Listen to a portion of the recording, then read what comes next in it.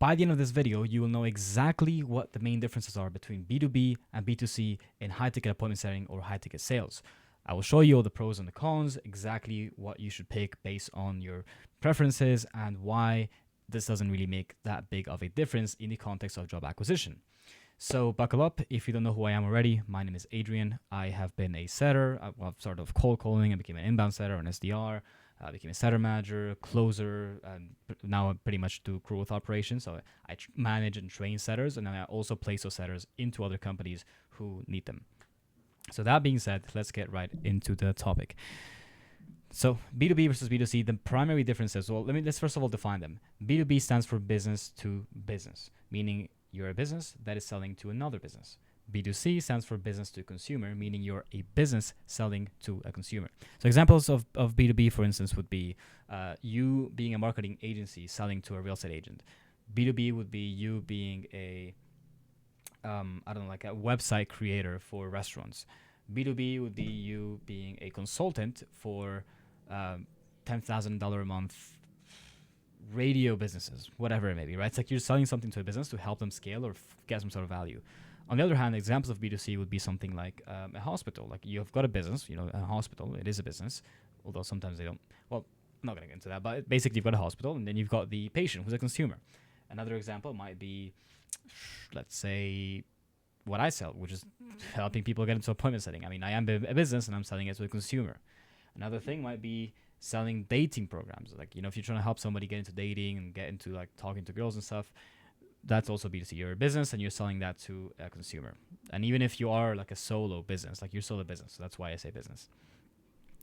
So to get into kind of the pros and the cons of each, I've got this kind of grayed out right here. I don't want you guys reading through this entire thing as I'm going through it. So the first key difference, and let's start with B2B. Let's unveil the curtains. In B2B, the companies that you're dealing with already have budgets are allocated towards whatever it is that you're trying to help them with most of the times. Like, for example, if you run a marketing company, usually companies know that they have to spend on marketing to make money. So it's not news to them. So what usually happens is they'll have like a marketing budget set aside every year. Granted, like you still have to sell them and get them to you gotta convince them to spend that with you. But the main topic here is that they already know they have to spend the money, and oftentimes they already have a budget set aside, pretty much ready to be used to invest in whatever problem that you're just trying to help them solve. As long as it's like a marketing problem or a problem with like hiring or maybe not so much consulting, but there's always going to be like an investment fund or a growth fund in the business, and that's usually businesses, they already have something set aside basically. So it tends to be what I'm trying to say with this one is like you're much more likely to get 10K from a business owner than you are from a consumer, for obvious reasons, right? Like a business, they're making 100,000 a year, $1 million a year, whatever it may be. Businesses, there's no limit, right? So when you're talking about that, it's not unreasonable for a business making, I don't know, like $1 million a year to spend $10,000 on you if you can promise them like a 10% increase in revenue, which is $100,000, right? Meanwhile, in B2C, the first thing is that you're convincing an individual to spend their own money. And most of the times, that individual is probably not going to be able to spend as much as a business. Now, of course, there's some exceptions to this, and I do want to say that whenever I'm making these comparisons, I am generalizing. I'm comparing them in the macro, because there's very well niches and people in B2C who are ultra high net worth people who can still afford to spend a lot of money. An example of this, for instance, would be in yachting. People who buy yachts.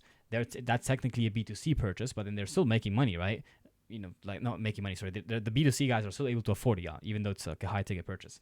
Another thing might be, for instance, I've seen coaching programs of like shadow work and like internal work that people sell for like $10,000, $20,000, masterminds. And those are also B2C. And the crazy part is like you have people who can spend the money. But generally speaking, if you're selling to like the average person, maybe they have a job, they're employed, they're making like average salary per year, likely this person is not going to be able to spend like 5K with ease out of the blue like that, right? Like if you're selling, I don't know, like fitness to a guy who's in his 20s or who just turned 20, and you're selling him a fitness package, and this guy is working part-time, he's in college, and he's basically making about, let's say, 15,000 a year. If you're charging like 5K up front for a dating program, that's literally 30% of his yearly salary. Like, how likely is that person going to be to actually spend that on dating? I mean, if dating was really a huge problem in his life, then fair enough, like you can sell that person, right? But generally speaking, it's a much harder sale to ask somebody for 30% of their entire yearly salary for, like I said, the dating thing, depending on how much pain that causes them, of course. Like in some cases you could do, so don't take this as like a, again, I'm generalizing here. So how much more likely is that person going to be to spend 5K, right? Compared to a business owner who is making 100K a year or a month or whatever it may be, and they have the money set aside to actually put towards this kind of stuff. So that's the first thing. Typically, B2B tends to have higher purchasing power than B2C. So that's why B2C, the thing that, the way that it usually works is basically just more volume, more of a numbers game in some cases, right? Now, the second thing about B2B is, moving on from that, is that it's easier to justify higher pricing. Because again, if you can prove to a business that you can help them add another $100,000 a year to their bottom line, you charging them 10K is not unreasonable. Now, of course, you have to be good at what you do. You actually have to prove that you can help them at that, because not everybody's just going to believe you. Like, there's been so many business owners that have been burnt, and so your job as a salesperson is to make sure that you can actually convince them that you're different. Now, we are talking about this in the context of appointment setting, so I'm not going to go too deep into like the actual sales closing aspect of things. But the other thing about B2C is that you have more consumers than business owners, by nature. So there's a larger addressable pool. And oops, I kind of spoiled everything else right there. Anyway, so you have more consumer than business owners. So there's a much larger pool of people that you can advertise or reach out to.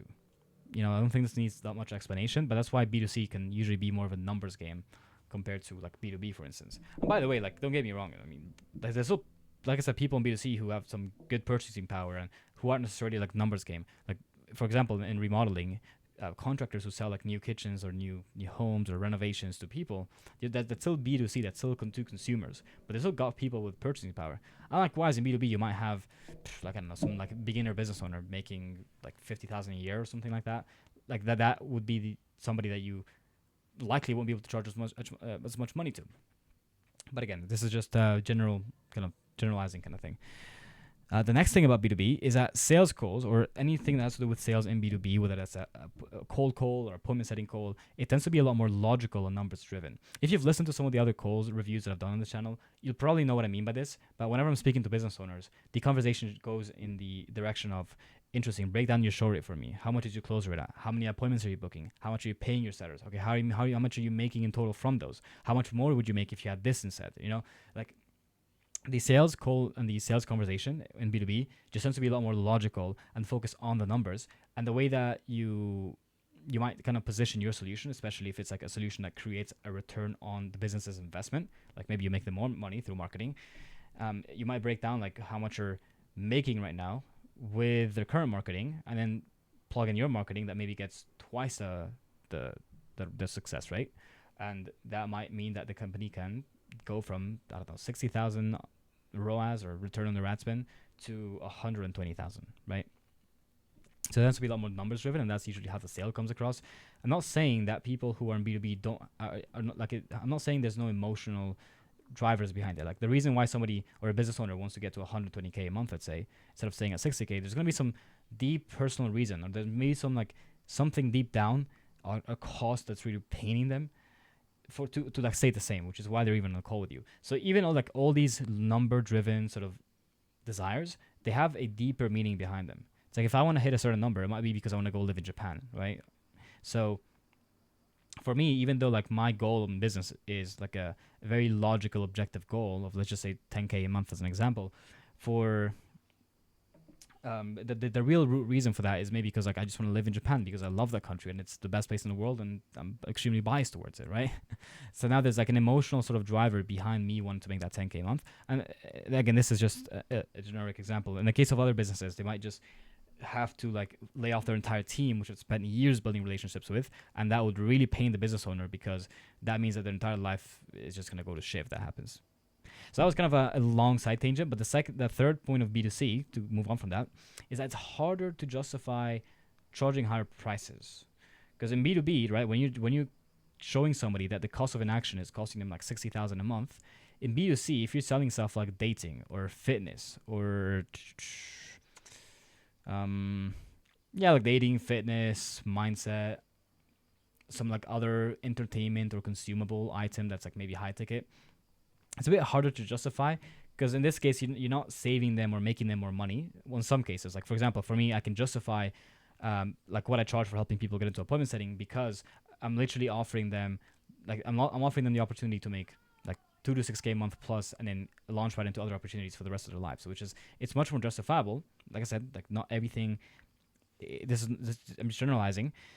Um, but in general, it tends to be less likely that it tends to be a bit harder to justify charging higher prices. In the example of dating, it's like if you're charging somebody 5K for a dating program, it's like, how do you justify putting out 5K to learn to talk to girls? You know, it's like, I get it. Like, there's value in that. I'm not saying there's no value in that, but it's like, when you look at it, like, what's the cost of inaction? I mean, actually, that's exactly how the sales typically come to be, which is like you find out what's costing them by not doing the thing. So in dating, it's like, okay, maybe if you're not dating, you're not meeting women. If you're not meeting women, you're depressed. If you're depressed, you're gonna kill yourself, and therefore you should buy from me. Like, extreme example. So, but it's not like, hey, if you buy from me, I'm gonna make you an extra 10K a month, which is much more justifiable. So you can still justify purchases in B2C. It's just a bit harder to justify, especially when it's like with these more abstract things, like especially mindset. Like, how do you sell somebody?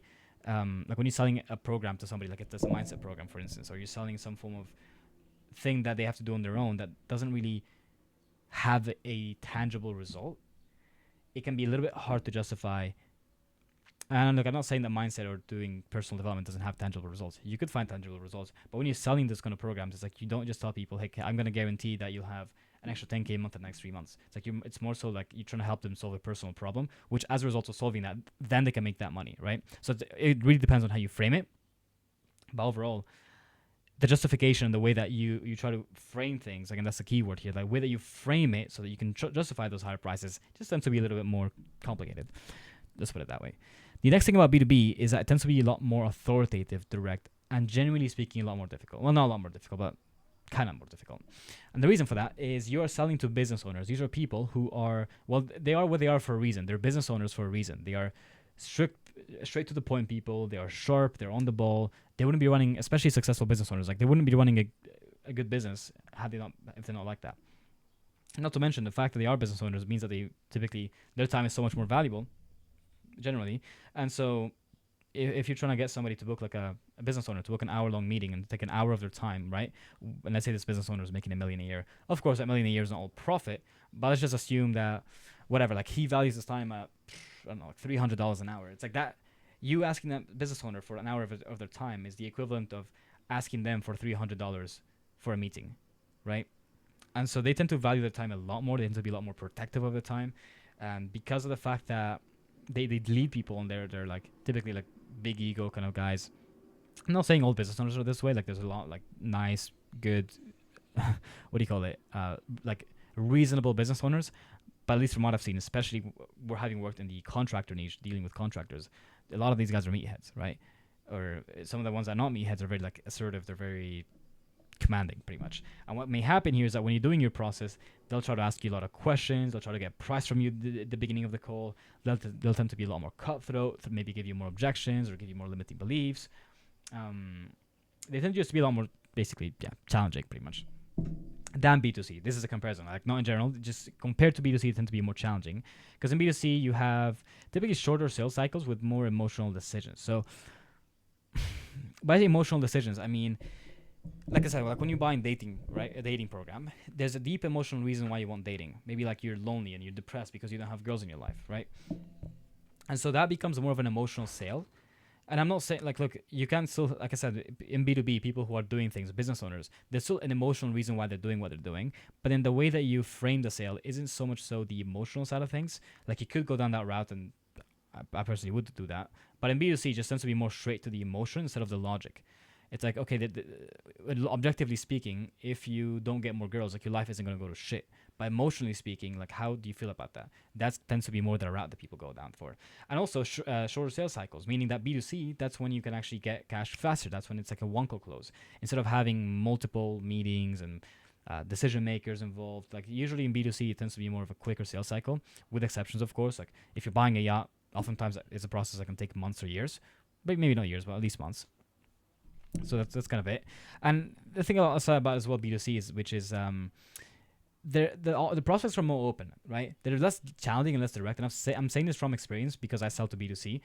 When I was selling B2B, I would get a lot of like A-type assertive contractors on the phone, like just give me the price, how much does it cost, what do you do, fuck you, kind of prospect, right? With B2C, people, when I ask some people questions, they're more happy to answer. They're like, I ask them like, how do you feel about this problem, and they're happy to kind of go into that. They're happy to share more details. How does that impacting your life lately? How does that feel on a personal level? It's like those kind of things they tend to land better with B2C, and these prospects tend to be less challenging and less direct, and overall just more open to the flow of the conversation, right? And there's another reason for that, which we'll speak about in a bit, which is that they're less sales fatigued. But before I move on to that, well, actually, in B2B, we're going to speak about this now, which is that B2B tends to have more sales fatigue. So business owners are probably the most sold to people in the world. Like if you're dealing, let's say, with real estate agents, and you're cold calling them, these realtors most likely get cold called by 10 guys a week minimum. Like when I was working with contractors, it's like these guys would tell me that they get cold called like 3 times a day minimum. So the fact that you can get to them and actually try to stand out, standing out becomes a lot more challenging, and especially when you're trying to use these sales tactics that have been reused in every industry or that are on YouTube, because now everybody else who's calling them is doing the same strategies and are using the same sales tactics, and I've already heard those pitches before. So when you come and you give them that same pitch, you're just seeming exactly like everybody else is, right? These guys, because again, they're business owners, they have more money, they have a business, they have more problems that they could potentially solve. That's why they tend to get more cold calls or more solicitation calls, let's call it that. Now on B2C, there's less sales fatigue, generally speaking, right? B2C, because they're less sold to, maybe you've got like insurance companies, you've got like maybe something to signed up for, maybe some like health fitness program, but there's not so many people, because B2C, again, there's so many more people out there. So it's instead of all the solicitation calls being concentrated on one small pool of people, it's all more diluted because there's so many more people out there for so many different needs. So technically, when you call me B2C, you'll realize that these people just haven't been sold to as much as business owners, which makes your sales pitches or whatever you're saying on the calls actually land a bit better and just basically just go a bit better overall. Now, the thing about B2B is that sales cycles can be longer for bigger purchases, especially with multiple partners involved. In B2C, you might have somebody with a wife. You might have a spouse, a partner, a wife, and maybe that person has to help the B2C decision maker make the decision. But oftentimes you can just get around it. Mostly the decision maker is the person you're speaking with. You just have to help them overcome the belief that they have to talk to their wife or their spouse. In B2B, however, especially for bigger purchases, if you're dealing with like, I don't know, Fortune 500 company or a multi-million-dollar a year corporation, there's likely going to be many departments involved. And you probably won't be speaking to the business owner straight up. You might be speaking to the VC of marketing. You might be speaking to the head of sales. You might speak to the whatever other position is there that deals with whatever you're selling, sorry. And so when you're doing that, because there's so many more partners involved, it tends to be a logistical thing. So now you have to have multiple meetings, or you have to give somebody the information, then they go back to the other person, or you have to find a way to get everybody in the same meeting, which can be a bit difficult depending on the size of the business. But for those different reasons, sales cycles can be a little bit longer. Also, if the company is looking into spending like $20,000, $40,000, right? It makes sense. Like it's gotta run by multiple brains before they actually pull the trigger on those kind of bigger things, with exceptions. The exceptions do exist.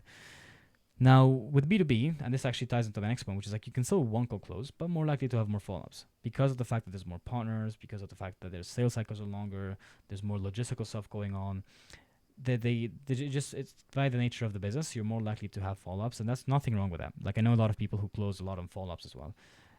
So instead of having just one sales call where they close a meeting, they actually have follow-ups where they do one call, then they get the sale on the second call. And that's why as an appointment setter, like you'd bring so much value to a business if you know how to get everybody who needs to be on a call, and how to handle the objections that come with asking for the decision makers. Because sometimes people will say, yeah, I can, like I don't make the decisions myself, but I can't get the business owner on. I'm sorry. And like you kind of have to go around handling that. But yeah, the thing about B2C is that because most of the times they're the sole decision makers, it's more likely to one call close. In my example, if I'm selling people on this, which is a business opportunity, learning appointment setting, right? I'm much more likely to one call close because this is a decision that they're doing for themselves. So when it comes to handling objections or when it comes to challenging their beliefs, it's more of a them kind of thing than them having to like consult with their vice president of sales, for instance. So that's kind of the main differences between B2B and B2C. Those are the primary ones. There's still one more thing that I want to cover, which is like, which one should you actually go for? And to answer this question, look, I want to tell you something. You shouldn't make your pick just based off of if something is B2B or B2C alone. Generally speaking, if you're a beginner, I would recommend you go B2C because it tends to be a little bit easier. Again, the prospects are a bit less direct, less challenging, and you can still make money with it. So for beginners, I would recommend B2C if that's the answer that you're looking for. I will say though, you should not base your pick only based off of B2B or B2C. The first thing that you want to do is you want to identify what your goal actually is. Like, break it down, and not just like, oh, I want to make 10K a month or I want to make 5K a month, but actually think about first of all, what does a life that you want to live actually look like on a day-to-day basis? Write it down, clarify that, just make it super clear, understand what you actually want your life to look like in 3 months from now. Not just like, oh, I'm traveling to this country. Like, no, like, what are you doing though? Like, are you working there? Are you going back and forth between this country and the country? Like, what are you doing with your family? All those answers, just make it as clear as you possibly can and get a realistic and actual breakdown of how much that life would cost you to live, and make it something realistic. Like, don't be like, I'm going to go to Dubai and fucking live in the Palm in the next 3 months sort of making 0K, right? It's like, make it realistic as well, make it tangible. I'm probably gonna have a separate video on vision setting and goal setting because it's such a huge topic and such an important topic. But then once you have that, break down exactly how much money you genuinely need to live that life, and then based off of that, actually set once you actually have the monetary amount that you want to live, then when you're looking at offers, you want to figure out, well, is this offer actually going to help me get to the stage? And let me actually share with you a very good example of what I mean by this. Let's imagine that we have two different offers, right? We have offer number one. This is a B2C offer, so it's B2C. It's inbound. So if you haven't watched my video on the full appointment setting guide, I do have it. I'm going to put it up somewhere here. I speak about all these terms and everything you need to know about appointment setting. But let's say you have B2C inbound leads, the company is getting about 100 appointments a month, right? That's like the average sort of result they're getting. They have about a 70% show rate. So from 100 people that they book, about 70 of them show up. And let's say that it has a 30% close rate. So from the 70 people, how much is 30% of 70? It's like 20 something, 21 maybe. About 21 are actually closing. And let's just say that the total deal value is like 5K. So the people who are closing, they're paying 5K on the call. Now let's say that as you as an appointment setter, from this you're getting a $1,500 base. So you're getting 1.5K base, right? Plus, let's say you're getting a 5% commission. So what that would mean is if you're appointment setting for this offer and you're getting 100 appointments, 70 shows, 30% close rate, which is 20 closes. So if you multiply 20 by 5, so 100K, you get 5% of that 100K. That's $5,000, right? Am I wrong? It is correct. Hold up, something's off here. It's 5K, 20 show, 20 close. No, that is correct. So you do get exactly that. So basically 5% of 100,000, you get $5,000 plus 1.5K base, which is equal to, let me just add a plus symbol here. I don't know why that looks so autistic. This is supposed to be a plus. Equals 6,500, right? So 6.5K. So imagine you have this offer right here. This is B2C, right? It makes sense, right? Now let's say you have a different offer, and this is the OTE, so this is how much you'd be making per month with this one. And let's say you have a B2B offer. So let's do this one. So B2B. And let's say that for this one, you're cold calling. There is no base. Right? Let's say you're getting the same, or people on average are getting the same 100 appointments a month. Oops. So appointments a month. Let's say that it has a, what's that? What's the other one? It's show rates, 50% show rate. And let's say it has a 30%, 30%? No, 10% close. 30% show, 10% close. And let's say the average price is 10K price point. So it's a 10K PIF or price point. Price. And you get 70%, not 70, sorry, you get 7% comms. So you get 7% commission, no base, only 7%. What that would mean is that you get 100 appointments, 50 of them show up, 10 of them close, so 5 of them close, 10K price, so that's $50,000 in total. You're getting 7% of 50,000, which is, I think it's like 3,500. So the total, total equals 3.5K. So even though this is B2B, the nature of the offer means that you can make a lot less per month with a lower sort of risk margin, or like a lower sort of guarantee, because like you're not getting a base here, right? With this one, it's B2C, so technically, in theory, you'd make less from it, but you're actually making more just because of the economics of that business and the way that things are set up.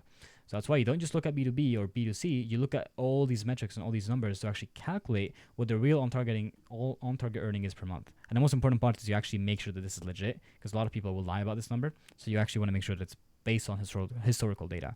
But I'll have a separate video on what to look for when looking for an offer.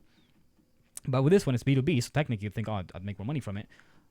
And you could, like, don't get me wrong, if you're getting 10% show rate, 50% show rate, 10% close, 10K price, 3.5K a month, assuming like the close rate was 30% and you short it was 70%, you would definitely have the capability of making a lot more money than with this offer, right? This, like, the upside here is a lot higher.